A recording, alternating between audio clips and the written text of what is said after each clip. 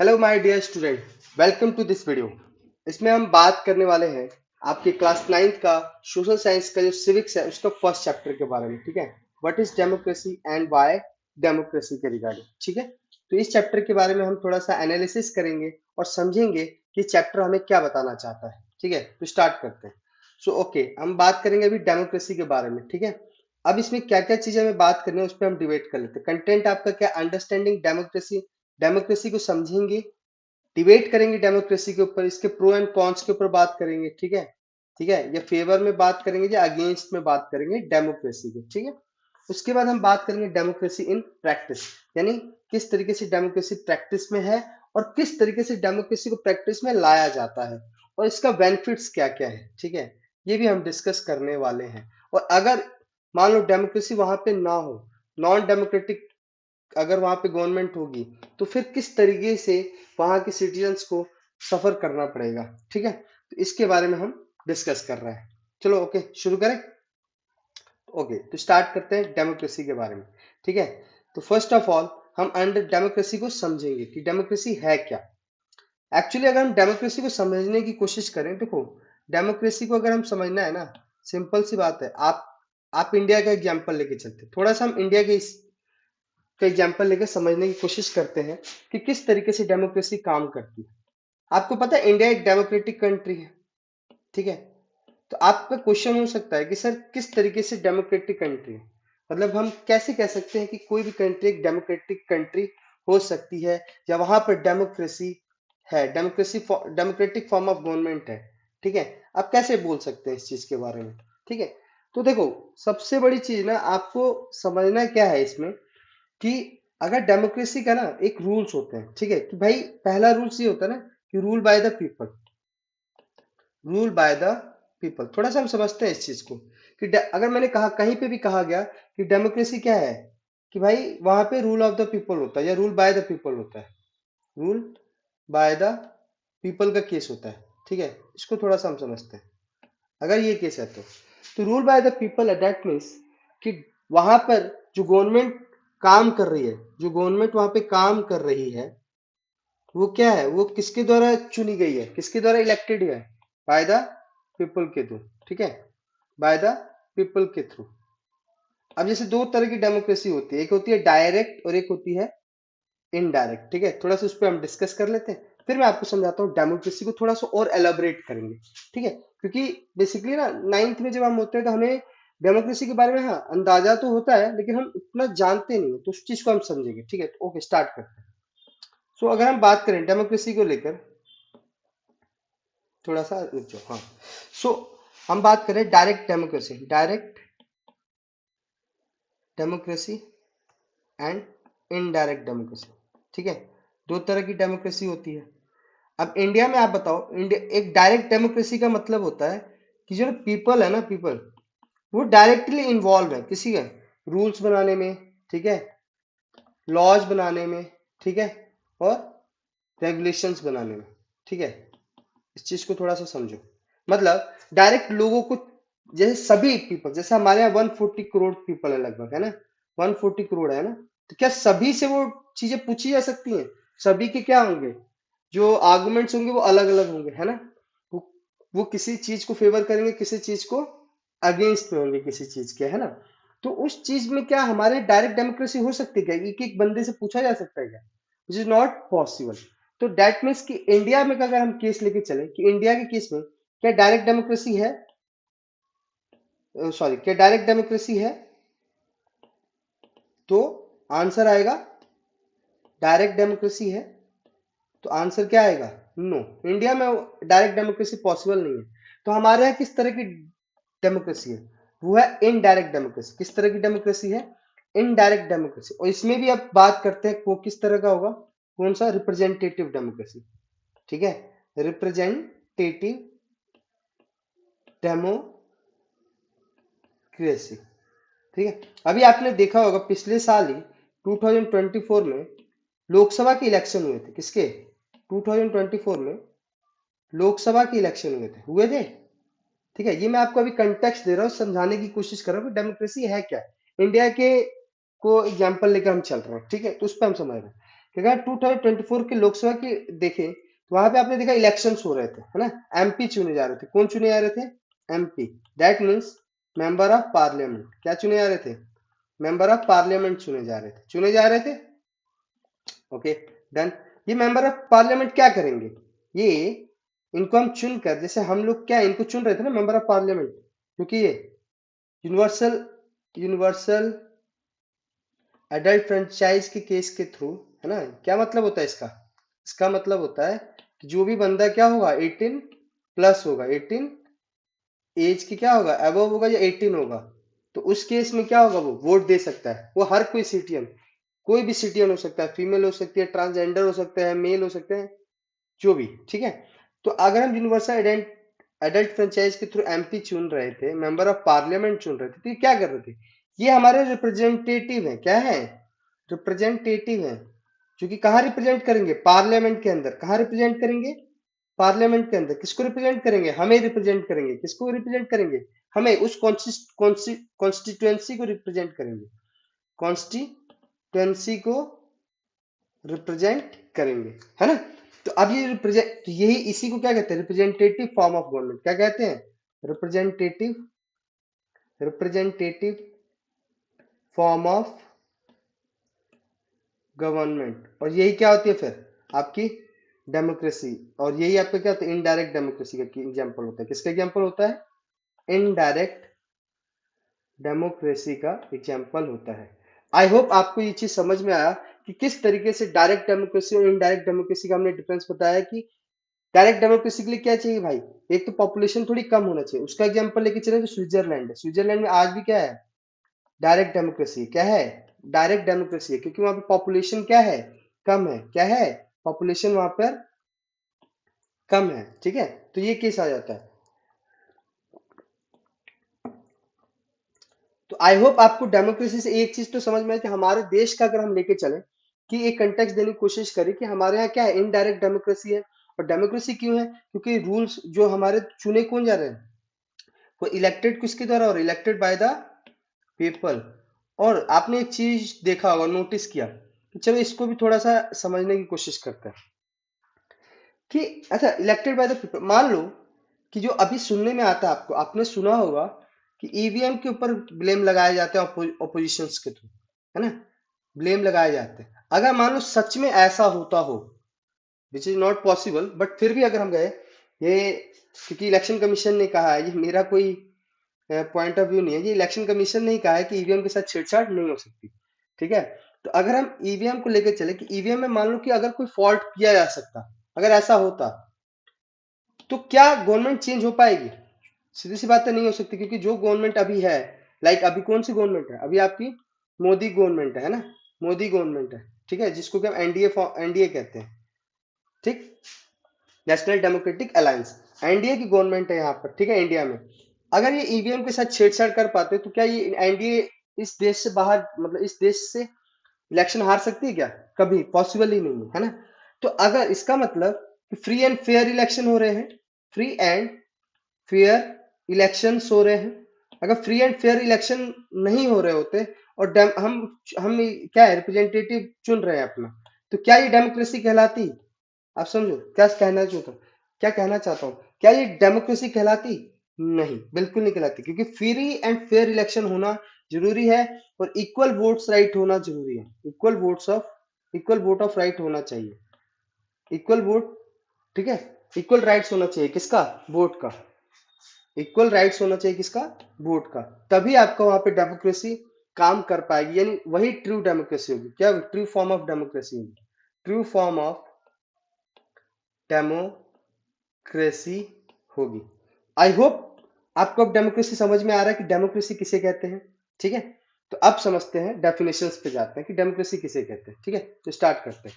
तो देखो, democracy democracy originated कहाँ से होता है? ग्रीक वर्ड डेमो से, जिस demo means people and cratia means rule, यानी पीपल के द्वारा रूल। तो सिंपल सी बात है, इस वर्ड से हमें क्या रिफ्लेक्ट हो रहा है कि जो पावर होगा वो किसके पास होगा? पीपल के पास होगा। किसके पास होगा? पीपल के पास होगा, लोगों के पास होगा। ठीक है, तभी वो ट्रू फॉर्म ऑफ डेमोक्रेसी होगी, अदरवाइज उसको ट्रू फॉर्म ऑफ डेमोक्रेसी नहीं कहा जाएगा। बहुत सारी कंट्री क्या खुद को डेमोक्रेटिक फॉर्म ऑफ कंट्री कहना चाहते हैं कि वहां पे डेमोक्रेसी है, विच इज नॉट राइट। क्योंकि वो क्या होता है, डेमोक्रेसी अगर आप दिखा रहे हो ना, तो एक पॉजिटिव आपका वो जाता है कि हाँ यार ये कंट्री अच्छी होगी। यहाँ पे आपका क्या होगा, टूरिज्म हो सकता है। क्यों? क्योंकि वहां पे आप पीपल्स के गवर्नमेंट के अगेंस्ट भी आप गवर्नमेंट का जो वहां पे गवर्नमेंट के अगेंस्ट भी आप बोल सकते हो, है ना। क्योंकि होता है गवर्नमेंट के अगेंस्ट बोलने का मतलब उनके जो उनके लॉज हैं या रूल्स एंड रेगुलेशन, उनके आप बोल सकते हो कि ये गलत है या ये सही है। जैसे कि आप चाइना में ये चीज नहीं कर सकते, अगर आप चाइना में ऐसा करोगे तो आप श- गायब हो सकते हो, ठीक है। गायब हो सकते हो मतलब समझ जाओ कि क्या कहना चाहते हैं, ठीक है।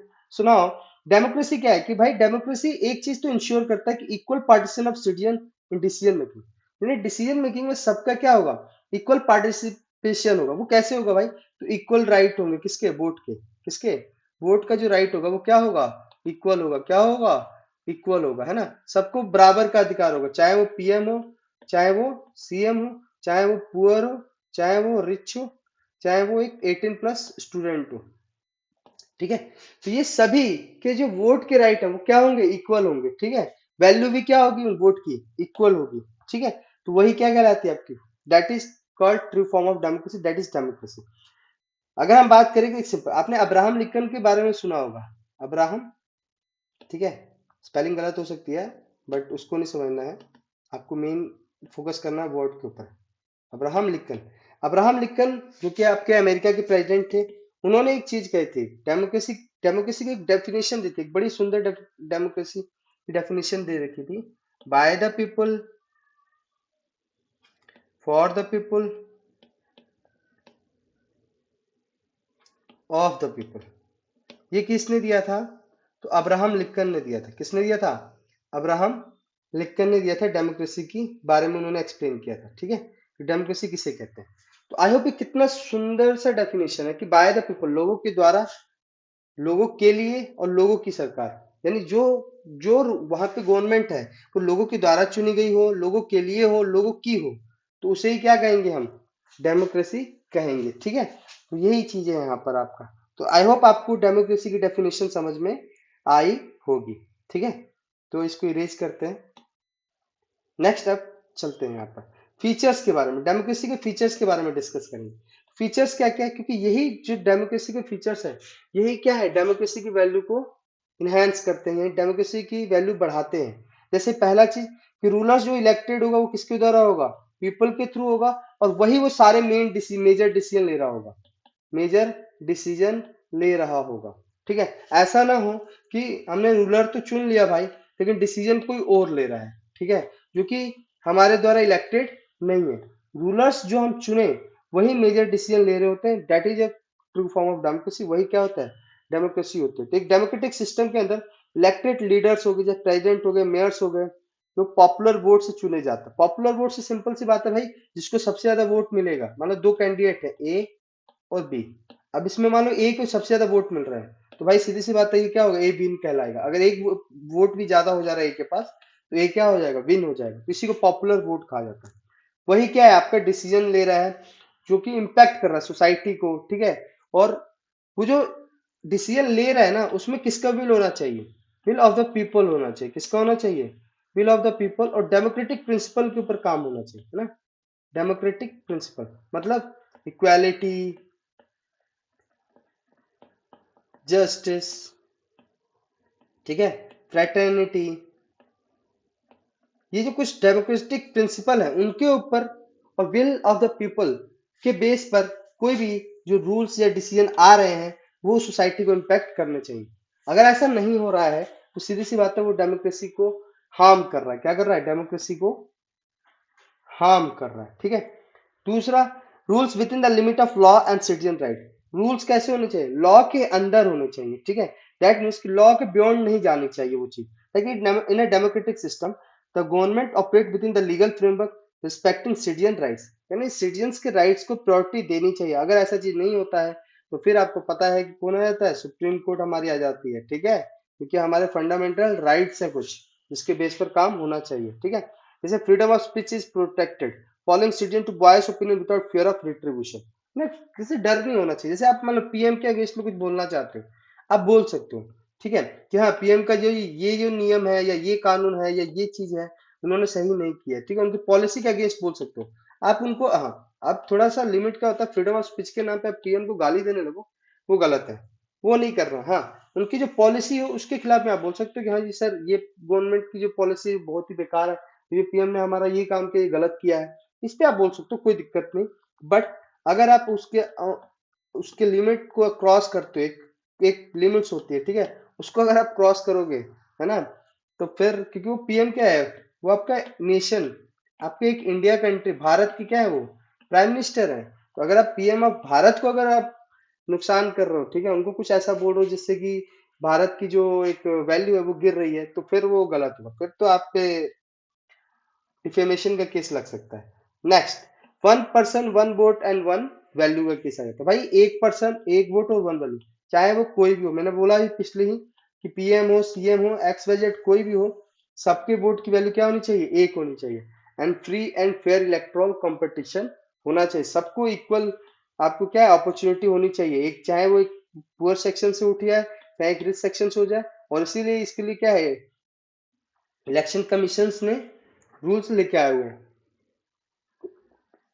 लिमिट्स लगा रखी उसके ऊपर कि इतना ही कैश आप या इतना ही आप मनी क्या है आप स्पेंड कर सकते हैं, ठीक है, किसके ऊपर, लाइक उस पूरे सिस्टम के ऊपर, ठीक है। तो ये चीजें आ जाती हैं, ये चार जो फीचर्स है आपके, ये कोर है क्योंकि डेमोक्रेसी को क्या है खूबसूरत बनाता है, ठीक।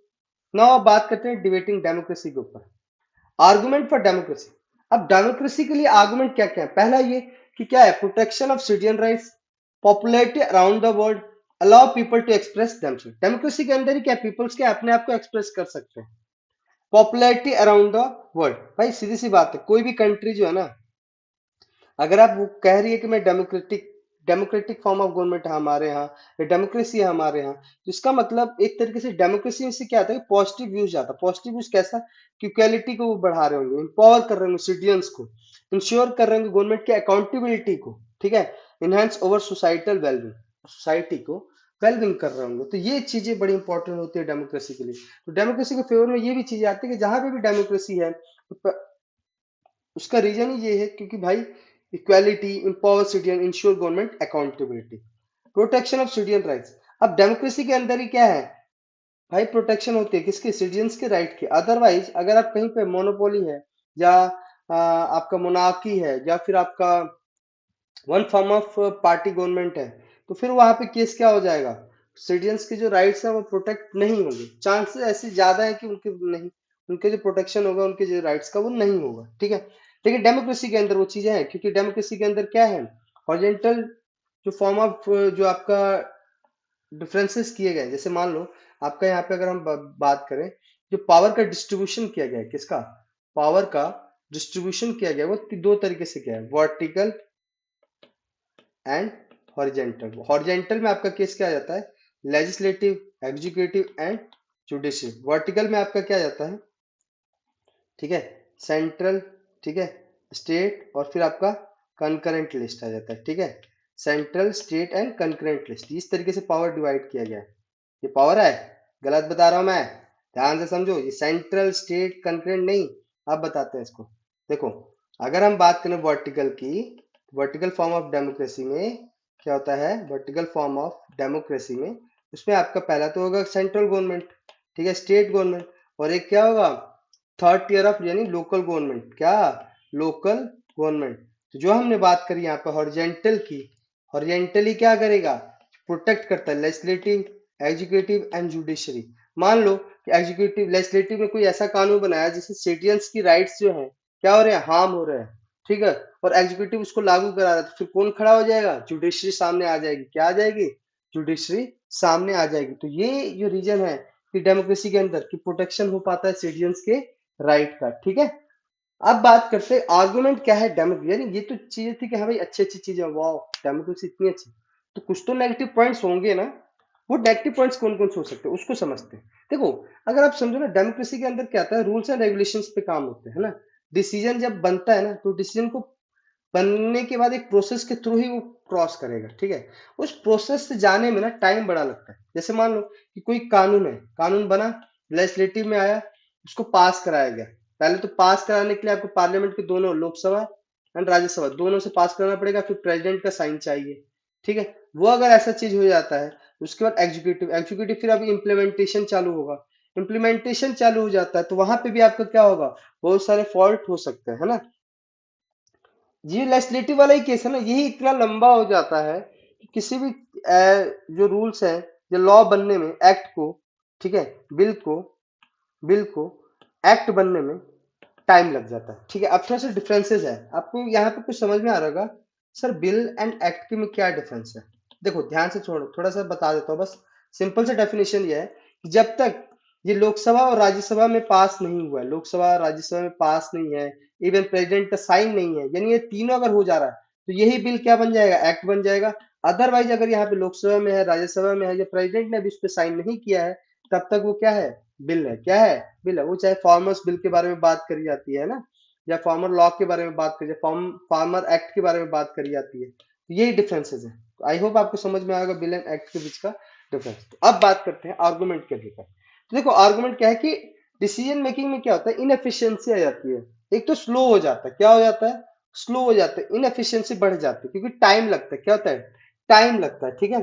और जब टाइम लगता है तो फिर उसकी जो रिस्पॉन्सिबिलिटी होती है वो घटने लगती है, जो एक देखने में समझ में आती है। जैसे अभी इसको समझो कि issue of alleged inefficiency in decision making can be illustrated by the argument that in democratic system consensus building often lead to delay। भाई कंसेंसस क्रिएट करना पड़ेगा ना। फार्मर्स बिल जो है वो आपका क्यों एलिमिनेट कर दिया गया है ना, रिपील कर दिया गया। रिपील क्यों कर दिया गया, उसका रीजन ही यही था कि कंसेंसस बिल्ड नहीं हो पा रहा था। और कंसेंसस जब बिल्ड तक बिल्ड नहीं हो पाएगा, तब तक डिसीजन मेकिंग क्या होगी, इनएफिशिएंसी ही रहेगी। दूसरा, पॉलिटिकल कंपटीशन में कॉज क्योस, ठीक है। अब क्योस कैसे क्रिएट होता है, मान लो कि एक पॉलिटिकल पार्टी है, जैसे अभी फार्मर बिल की ही बारे में बात करें, एनडीए एनडीए जो गवर्नमेंट थी वो उसके सपोर्ट में थी, लेकिन ऑपोजिशन जो था, डिफरेंट पॉलिटिकल पार्टी थी, वो उसके डिफरेंसेस पे थी। कोई इसके सॉल्यूशन के बारे में बात नहीं कर रहा था। ये क्या कह रहे थे, भाई हमें इसको लागू करना है, ये कह रहे थे नहीं लागू नहीं होने देंगे। उसके थ्रू यहाँ पे क्या हुआ, फार्मर्स ने क्या कर दिया, वहां पे स्ट्राइक कर दिया, ठीक है। स्ट्राइक कर दिया, प्रोटेस्ट करना चालू कर दिया। अब इससे क्या होगा, क्योस क्रिएट हो गया, है ना, जिसकी वजह से वो डिस्टरबेंस क्रिएट हो गया और फिर वो फार्मर बिल लागू नहीं हो पाया। तो ये कुछ एग्जांपल्स हैं। इवन लीडरशिप भी चेंज होते रहना, भाई instability, democratic form of government में क्या है कि हर 5 साल के बाद गवर्नमेंट चेंज होगी। कभी कभी क्या होगा कि अगर वहां पर मान ली कि अल्पमत में सरकार है ना, तो वो भी क्या गिर सकती है ना। तो अगर वो गिर सकती है तो फिर वहां पे लीडरशिप चेंज होगी, लीडरशिप चेंज होगी। 2004 के बाद या 1999 के बाद, 1999 के बाद अगर हम बात करें तो उतना चेंजेस तो नहीं आया। जो लीडर्स थे वो 5 साल 10 साल सभी रहे, ठीक है। लेकिन उससे पहले बहुत चेंजेस आए 1980s और 1990s के बीच में, तो गजब के चेंजेस आए, लीडरशिप ही चेंज होती रही। तो उस टाइम पे क्या हुआ, स्लो हो गया वर्क, क्या हो जाएगा, स्लो हो जाएगा। क्योंकि नए नए लीडर्स आएंगे, जब नए नए लीडर चेंज होते रहेंगे तो फिर क्या होगा भाई, एडमिनिस्ट्रेशन भी तो चेंज होगा। एडमिनिस्ट्रेशन को भी तो फिर से वो फाइलें पास करानी पड़ेंगी, तो उसमें क्या होता है, टाइम लगता है, टाइम कंज्यूमिंग हो जाता है। तो इंस्टेबिलिटी क्रिएट हो जाती है, क्या हो जाती है, तो इस वजह से क्या बड़े बड़े डिसीजन जो है वो नहीं ले पाते, है ना। तो ये जो कुछ ऐसे आर्गुमेंट्स हैं तो डेमोक्रेसी के खिलाफ है। ये सिंपल सी बात है। अगर हम बात करें मोनार्की की, मोनार्की में एक बार कह दिया गया, सीधी सी बात है, काम हो जाएगा। लेकिन डेमोक्रेसी के अंदर उसको एक प्रोसेस के थ्रू होते हुए जाना है, प्रोसेस के थ्रू होते हुए जाएगा, ए से क्रॉस करेगा, बी से क्रॉस करेगा, सी से क्रॉस करेगा, तब वो लास्ट सेक्शन को प्रॉफिट देगा, है ना। तो ये जो चीजें होती हैं ये भी क्या होता है, टाइम कंज्यूमिंग हो जाता है। जो टाइम कंज्यूमिंग हो जाता है तो फिर नुकसान होता है, नेशन के लिए नुकसान हो जाता है, ठीक है। तो ये केस आता है। सो हम बात करें अगर हम डेमोक्रेसी इन प्रैक्टिस के बारे में कि कहाँ कहाँ पर, जैसे अगर हम बात करें एग्जाम्पल्स की, भाई गवर्नेंस के अंदर क्या है, सिटीजन पार्टिसिपेशन होना चाहिए, इलेक्शन में पावर डिस्ट्रीब्यूशंस, ठीक, protection of minority rights, minority के भी राइट्स होते हैं। जैसे आपने आपने देखा होगा S C and S T के लेकर, है ना, उनके जो राइट्स हैं उनको क्या किया जाता है, प्रोटेक्शन, प्रोटेक्ट किया जाता है। और इनको इक्वल अपॉर्चुनिटी का केस दिया जाता है बाय रिजर्वेशन के थ्रू, किसके थ्रू, रिजर्वेशन के थ्रू, है ना। तो ये केस आ जाता है। तो थोड़ा सा हम ये जानते हैं citizen partition participation in governance की। Citizen participation in governance can be observed in democratic countries like Sweden, where residents regularly engage in public consultation and referenda to influence policy decision। ये एक तरीके से डायरेक्ट डेमोक्रेसी में involve हो रहे हैं। क्या हो रहे हैं? डायरेक्ट डेमोक्रेसी में इन्वॉल्व हो रहे हैं। यहाँ पे क्या हो रहा है कि भाई पब्लिक कंसल्टेशन ली जा रही है, रेफरेंडा किया जा रहा है ना, पॉलिसी डिसीजन सही है या गलत है उसके बारे में विचार किया जा रहा है। यानी सिटीजन्स को डायरेक्ट इन्वॉल्व किया जा रहा है कि भैया आप आओ और आप बताओ कि गवर्नमेंट जो गवर्नेंस हो रही है या जो हम लॉ लाना चाहते हैं, जो एक्ट बनाना चाहते हैं, वो क्या सही है या गलत है। अब बात करते हैं इलेक्शन और पावर डिस्ट्रीब्यूशन की। इलेक्शन जो है most important role create develop करता है, ठीक है। चाहे आप यूनाइटेड स्टेट्स का ले लो, यूनाइटेड किंगडम का ले लो, चाहे इंडिया का ले लो, ठीक है। सिटीजन्स क्या है, वोट करते हैं, अपने रिप्रेजेंटेटिव को चुनते हैं और वो फिर वो क्या करते हैं, हमारे लिए वहां पे काम करते हैं। माइनॉरिटी राइट्स का प्रोटेक्ट किया जाता है, प्रोटेक्ट किया जाता है कहाँ पर, आपके कनाडा इंडिया टाइप में, ठीक है। एससी एंड एसटी रिजर्वेशन ले आकर, ठीक है, इनको अपॉर्चुनिटी दी जाती है, ठीक है। तो इस तरीके से इनके कल्चर को प्रिजर्व किया जाता है, डेमोक्रेटिक प्रिंसिपल्स के ऊपर काम किया जाता है। तो आई होप आपको ये तीन चीज समझ में आ रही है जो डेमोक्रेटिक कंट्री के अंदर ही होती है। ये डायरेक्ट आपको किसी अदर फॉर्म ऑफ गवर्नमेंट में नहीं देखने को मिलेगी, ठीक है। ये केस आ जाता है। अब कुछ नॉन डेमोक्रेटिक सिचुएशन की बात करते हैं, जैसे military rule and lack of election की बात करें। जैसे अगर आप बात की जाए पाकिस्तान आप ले लो, जब परवेज मुशर्रफ, तो परवेज मुशर्रफ वहां पे आपके वो थे, क्या थे, प्रेसिडेंट बन चुके थे, है ना, ठीक है। उन्होंने आपको लीड कर लिया था, गवर्नमेंट बना ली थी, ठीक है। मतलब गवर्नमेंट का मतलब गवर्नमेंट को कंट्रोल कर लिया था, तो वो क्या था, वहां पे मिलिट्री रूल आ चुकी थी, ठीक है। या आप अभी अगर आप बात करो म्यांमार का केस ले लो, म्यांमार के केस में भी क्या है, मिलिट्री रूल है वहां पर। One party party dominance without fair competition. ये तो आपका चाइना का ले लो, कम्युनिस्ट पार्टी का वहां पे डोमिनेशन है ना, विदाउट फेयर कंपटीशन। भाई कोई कंपटीशन ही नहीं है वहां पे, कोई खड़ा ही नहीं हो सकता उनके खिलाफ, कोई वॉइस ही ऑपोजिशन में क्रिएट नहीं हो सकती। इक्वल वोटिंग राइट्स, और वोटिंग इक्वल राइट्स क्या है, वो भी नहीं मिलते, ठीक है। तो ये नॉन डेमोक्रेटिक सिचुएशन थे जिसके ऊपर हमने डिस्कस किया। अब हम थोड़ा सा इसके समरी के बारे में बात करें, क्या क्या चीजें हमने पढ़ी। जैसे डेमोक्रेसी में हमने पढ़ा अंडरस्टैंडिंग डेमोक्रेसी, जिसमें हमने फीचर्स ऑफ डेमोक्रेसी की बात करी, डिबेट किया डेमोक्रेसी के ऊपर, आर्गुमेंट किए डेमोक्रेसी के लिए और अगेंस्ट के लिए, डेमोक्रेसी इन प्रैक्टिस के लिए बात की, डेमोक्रेटिक कंट्री में क्या क्या चीजें हो सकती है, क्या होती हैं, और हमने बात करी नॉन डेमोक्रेटिक कंट्री के अंदर क्या क्या सिचुएशन क्रिएट हो जाती है अगर वहां पे डेमोक्रेसी नहीं। आई होप आपको ये वीडियो समझ में आया होगा, एंड थैंक यू।